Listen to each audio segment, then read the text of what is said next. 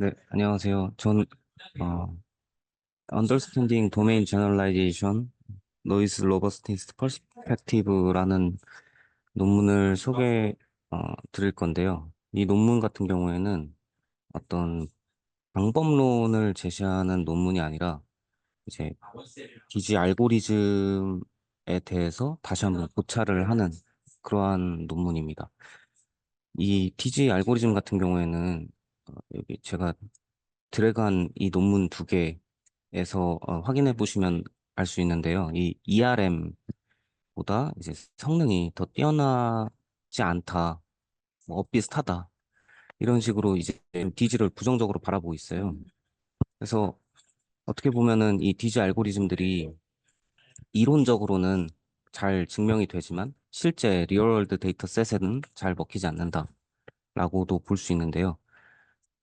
어떤 경우에서 이제 DG 알고리즘이 잘 먹히고 ERM이 잘 먹히고 어떤 부분에 또 안 먹히는지 이 노이즈 강건성 관점에서 좀 분석을 한 그런 연구라고 할 수 있겠습니다. 네, 앞부분은 이제 제가 말씀드린 부분들을 DG의 중요성을 얘기하면서 쭉 서술한 부분이고요. 그럼 바로 3번 섹션으로 넘어가겠습니다. 3번 섹션은 이제 DG 알고리즘에서 사용되는 그런 노테이션과 목적식의 정의, 그리고 노이즈 데이터셋은 어떻게 둘 건지에 대해서 말을 하고 있는데요. 디지 알고리즘에서 흔히 볼 수 있는 대로 이제 X와 Y, 그리고 이 도메인, 인바이러먼트라고 표현을 했는데, 인바이러먼트가 저희가 흔히 알고 있는 도메인이라고 봐주시면 되겠습니다. 그래서 이 데이터셋은 이 트리플렛 형태로 주어지고, 그다음에 이 목적식, 이 ERM의 목적식은 다음과 같이 이 각각의 도메인에 대한 데이터셋들을 전부 평균 낸 그러한 값을 이제 미니마이제이션 하는 것이다라고 봐주시면 되겠고요. 디지 알고리즘 같은 경우에는 이런 식으로 어떤 아웃 오브 디스트리뷰션 리스크를 최소화하는, 그러니까 리스크 각 도메인들 중에서 리스크가 최대인 값을 최소화하는 방향으로 이제 학습 목표를 가져간다고 봐주시면 되겠습니다. 그리고 또 여기서 또 중요하게 짚고 가야 될 개념 중에 하나가 DG라는 것이 결국엔 디스트리뷰션 쉬프트 문제를 풀기 위한 그런 알고리즘인데요. 디스트리뷰션 쉬프트라고 하면은 저희가 흔히 알고 있는 이 도메인 쉬프트 그리고 서브파퓰레이션 쉬프트가 있습니다. 근데 이 서브파퓰레이션 쉬프트에 대해서 설명을 드리고자 하는데요. 이 논문에서는 이 서브파퓰레이션 쉬프트를 기준으로 이론적인 분석을 그 레이블 노이즈에 대한 이론적인 분석을 진행을 하였기 때문인데요. 이제 서브파퓰레이션 쉬프트를 좀 더 자세히 설명을 드리면 서브파퓰레이션 쉬프트는 도메인 인덱스를 따로 그 이 위쪽에서 뒀던 것처럼 따로 도메인 인덱스를 두지 않아요. 여기서는 그룹으로서 이제 데이터셋을 분류를 합니다.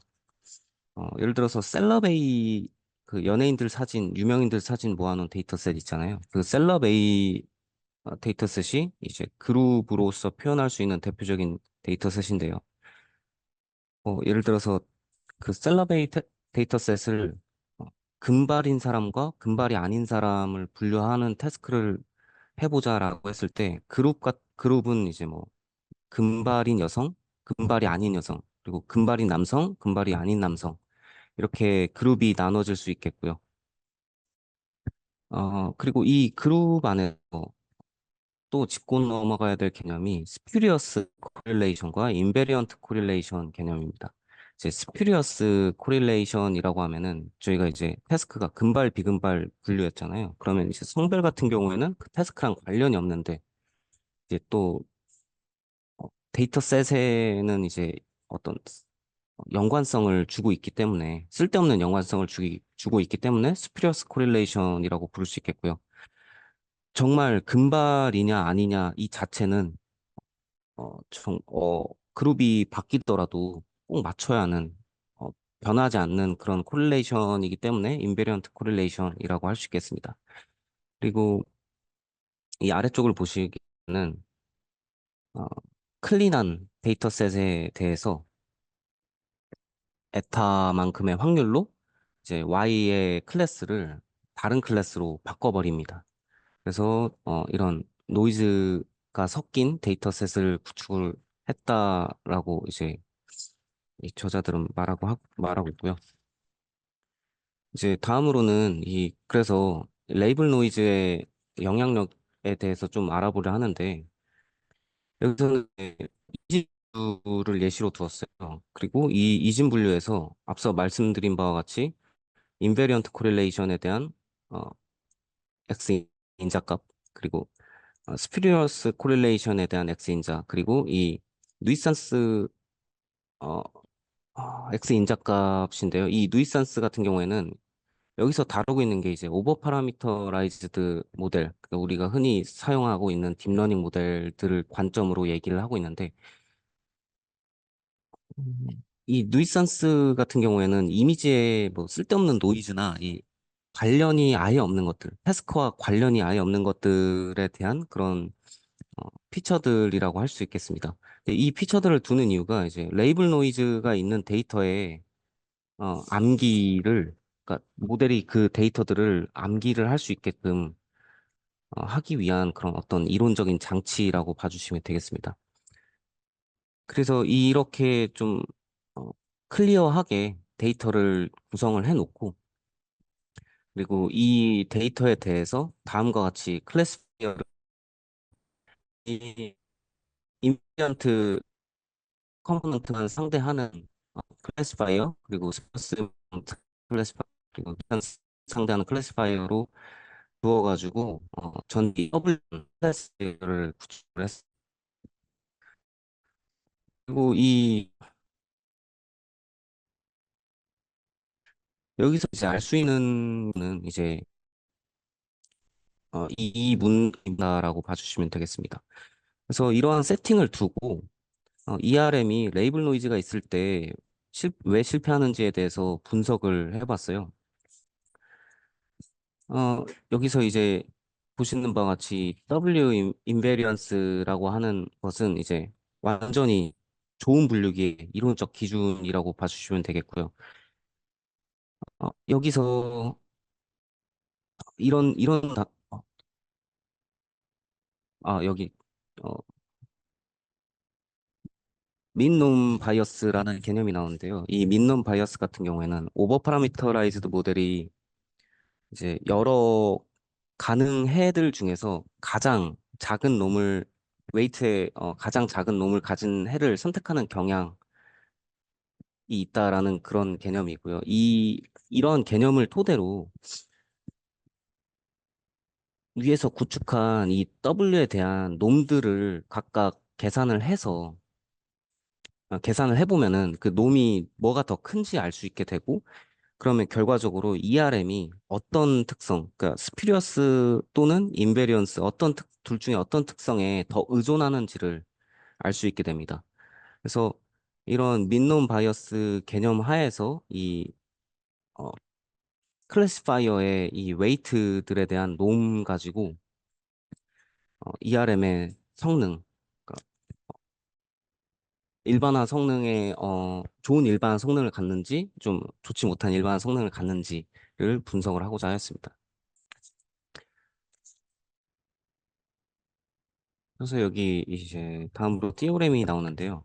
이 띠오렘 같은 경우에는 의미가 어, 이 조건이 만족하게 되면은 ERM은 이제 스퓨리어스 코릴레이션에 의존하는 분류기, 그러니까 좋지 못한 분류기를 만들어낸다라는 그런 이론입니다.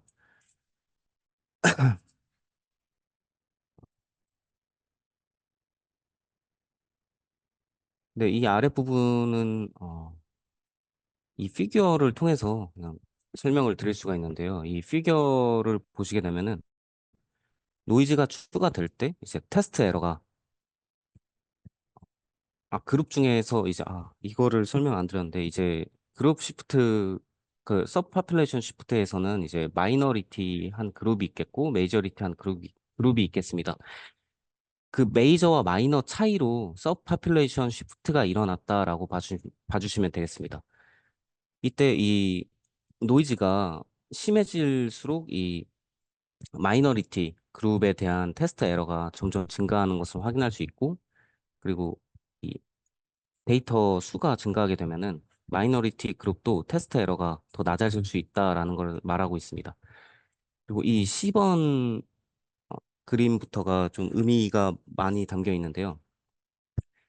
노이즈가 여기 지금 작아서 안 보이실 텐데, 이 주황색 라인이 노이즈가 아예 없는 것이고, 그리고 갈색 라인이 노이즈가 조금 추가되었을 때, 더 추가되었을 때가 노란색 라인입니다. 여기서 의미하는 바는 이제 노이즈가 증가를 하게 될 때, 점점 더 스퓨리어스 코릴레이션의 결정 경계가 더 의존하는 것을 확인할 수 있는데, 어, 의존하는 것을 알 수 있고, 그리고 이 동그라미 부분들이 이제 메저리티이고, X 부분들이 마이너리티입니다. 이 소수 그룹의 오분류가 점점 노이즈가 심해질수록 더 오분류가 더 심해진다라는 것도 알 수 있겠습니다. 그리고 이 마지막 그림을 보시면은 노이즈가 점점 더 증가할수록 스피리어스 코릴레이션의 스프레스 컴포넌트를 사용하는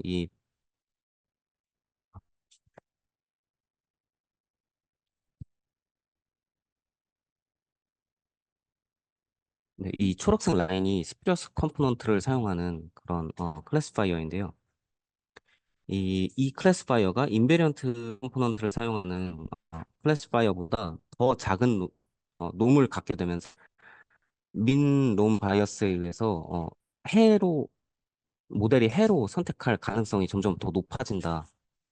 그러니까 ERM의 성능이 노이즈가 추가되면 추가될수록 스퓨리어스 코릴레이션에 더 치우치게 되면서 ERM의 성능이 망가진다라고 봐주시면 되겠습니다.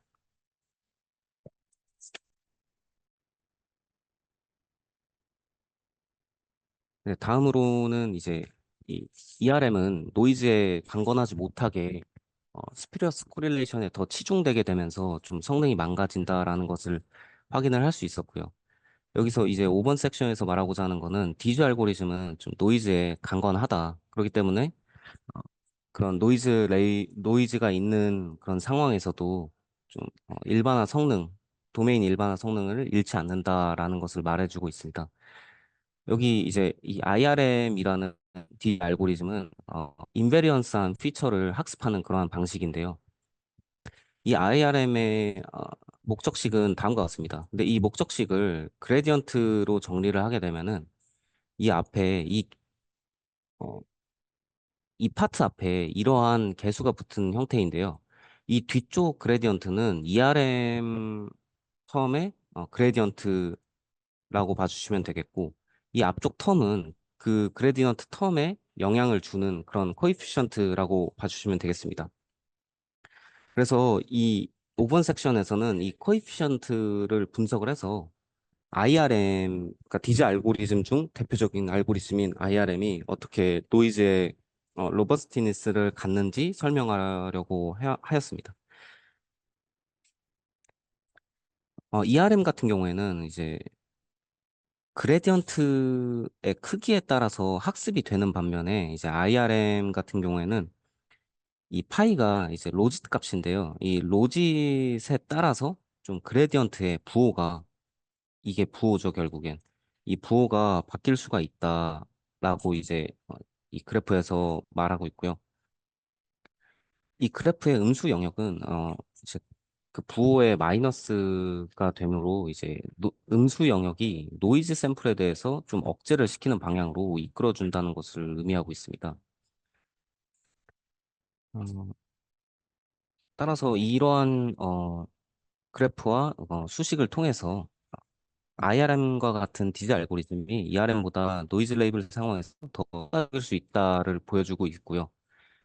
그리고 이 실제로 어, 리얼월드 데이터셋에 대해서 잘 먹히는지 제가 인트로덕션에서 말씀드린 문헌인데요. ERM보다 사실 리얼월드 데이터셋에서 디지 알고리즘이 잘 먹히지 않습니다. 그 부분에 대해서 좀 실험적으로 바라보고 그다음에 디스커션을 진행을 하는데요. 음.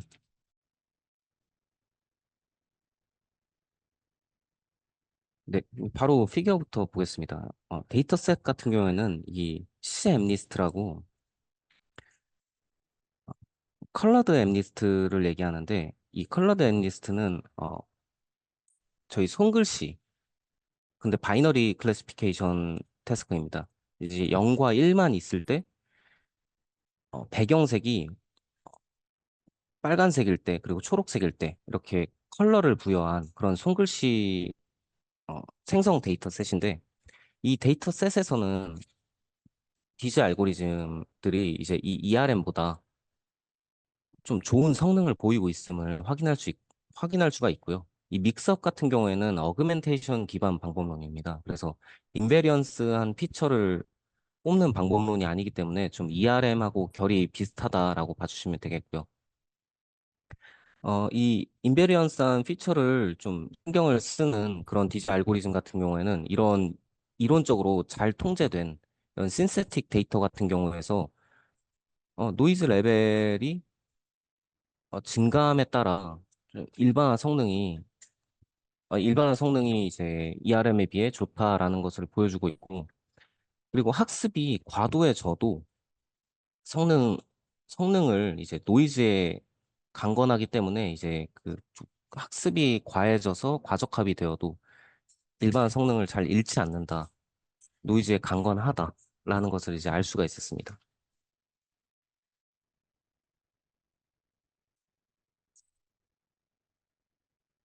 네, 그리고 바로 다음 실험 결과인데요. 이제 여기서는 리얼월드 데이터셋입니다.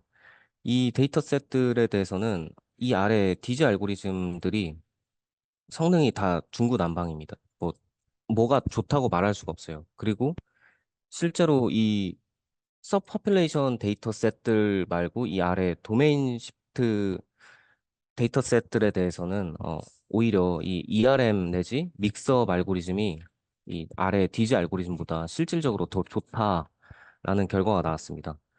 그래서 이 부분들에 대해서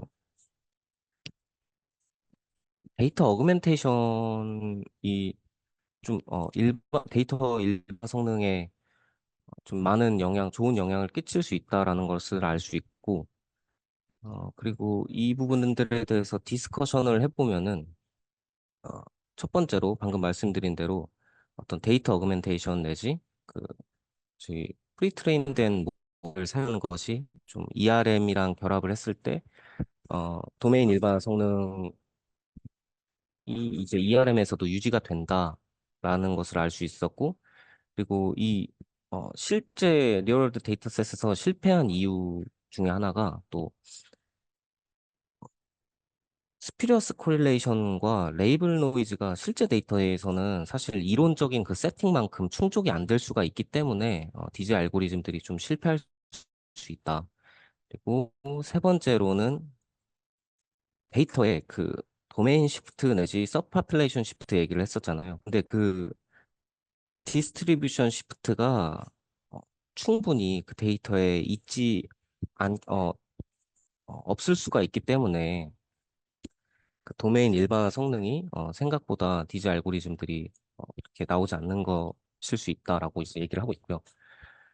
어, 이 윗단에서 얘기하고자 하는 바는 결국에는 실제 데이터의 복잡성이 이제 이론적 분석의 어떤 단순화된 가정을 넘어서면서 이제 넘어서고 그리고 데이터셋별로 스퓨리어스 코릴레이션이 또 제각각이기 때문에 어떤 특정 하나의 디즈 알고리즘으로는 일반화된 결론을 내리기가 어렵다라는 것을 이제 알 수 있겠고요. 두 번째 문단 같은 경우에는 사실 이 스퓨리어스 코릴레이션이라는 게 새로운 도메인, 그러니까 테스트로 활용하는 그런 새로운 도메인에서는 그 스퓨리어스 코릴레이션이 사실은 없을 수 있는 경우가 있을 테고, 그리고 또 반면에 스피리어스 코릴레이션이 여러 도메인이 존재하면서 너무 다양하게 존재하면은 오히려 이 모델이 스피리어스 코릴레이션을 학습하기가 점점 더 어려워지면서 오히려 그 인베리언트한 그러한 피처들을 학습하는 것을 오히려 촉진할 수가 있다. 그렇기 때문에 ERM에 오히려 더 다양한 도메인이 도움이 될 수 있다. 그러니까 사실 이론적으로만 생각을 해보면은 도메인이 너무 다양해지면 ERM의 성능이 떨어지게 되고 그다음에 디지 알고리즘이 필요하다라고 계속 주장을 하고 있는데 오히려 반대일 수가 있다라고 이제 얘기를 하고 있는 부분입니다. 그래서 마지막으로 결론입니다. 이제 어, 노이즈 레이블이라는 어떤 새로운 관점에서 ERM과 디지 알고리즘이 어떤 경우에서 실패하고 성공하는지에 대해서 접근을 해보았습니다. 이제 분명 디스트리뷰션 시프트 문제와 이제 디지라는 개념의 필요성은 명확하지만 이 이론적인 그런 증명과 실제 데이터셋의 임피리컬한 그런 실험 사이에 간극이 있는 만큼 이 격차를 줄이기 위한 방향으로 연구가 되어야 할 것이다라고 이제 결론을 내면서 이 마무리가 논문을 마무리하였습니다. 네, 이상으로 논문 세미나 마치겠습니다. 감사합니다.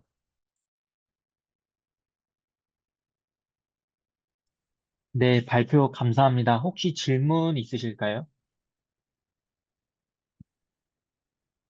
네, 질문 없는 걸로 확인하고 다음 발표로 이어가도록 하겠습니다.